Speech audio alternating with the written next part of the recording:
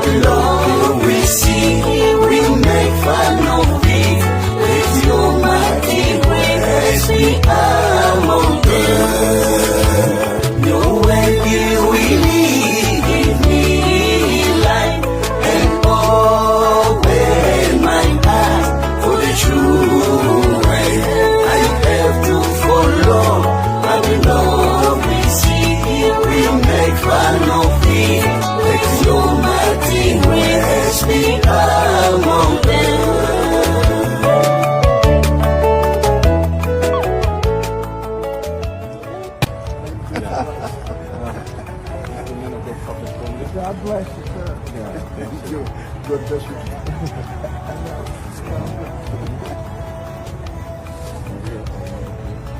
And you brought some beautiful ladies with you. How about that?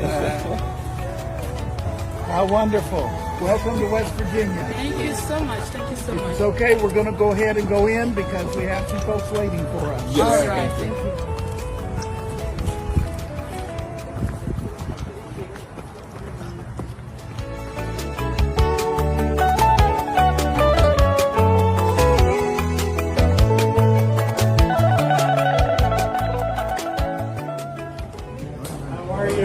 Fine.